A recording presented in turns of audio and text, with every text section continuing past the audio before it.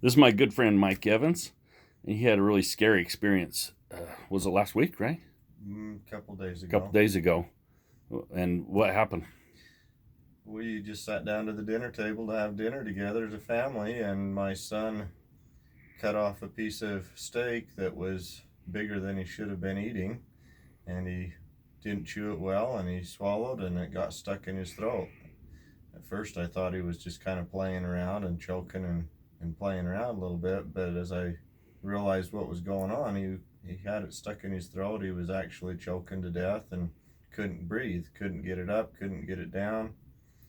So I'd had training with some of my previous work, and I knew how to do CPR and the heimlich maneuver and everything. So I just jumped up and started to try to do the heimlich maneuver on him, and I hit him 2 or 3 times with that. And as I did, he started to panic more because he couldn't breathe, and he started to fight me off. He started trying to grab my hands and pull my hands away from him, so I couldn't get my hands in position to do the Heimlich maneuver.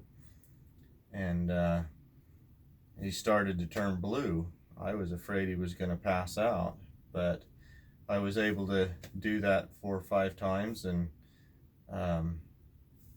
get him to let me work on him, get his hands away and let me work on him, and I was able to get it dislodged. But it's way different when you're working on a real person than in the training class, because they get scared and they start to fight you and they start to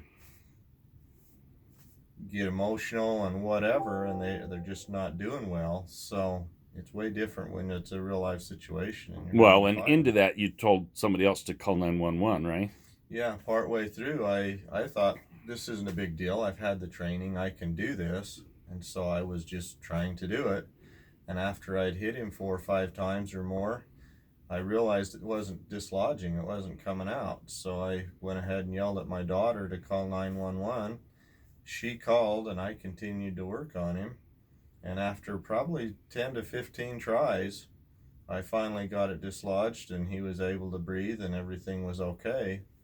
So we didn't need the paramedics. We were able to stop that, but it's a scary situation. It took a lot more time and effort, a lot more tries than I thought it would, and it was scary. So So, in the training, they have some sort of gadget that they put on the person yeah, to help you see that you're doing that properly. yeah, they have kind of a bag that they put on the person, and as you put your hand in there right and you try to feel for the right position and do that, you hit that bag and it just kind of spits out this little plug, I guess you could call it.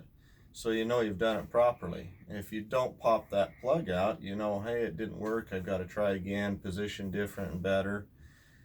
And that's all easy because they're comfortable and they're just standing there letting you do this the way you should so you can learn. But when it's a live person and they're scared and they're fighting and trying to get your hands away and they're trying to breathe and they can't get the air and And he everything, was blue. he's That's starting to turn blue and he's starting to get weak, like he's going to pass out, and he's trying to move and everything. It's not like a person in yeah. training that just stands there for you. So the recommendation is take the class, but Sure. then it may not go the way the class says. So also call 911 just in case. Yeah, Exactly.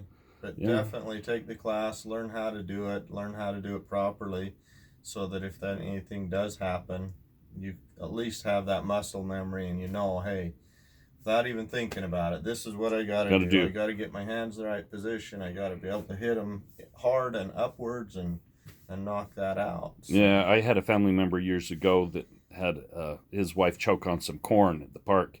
He didn't know the Heimlich maneuver, hadn't been trained, and she went without oxygen before the paramedics got there too long, and then she was in a rest home for like almost a year, and then she passed away. They turned off the machines and things. It was just the saddest thing in the world. He felt really bad that he didn't know, but it's always good information for everybody to learn. So, well, and it happens so fast.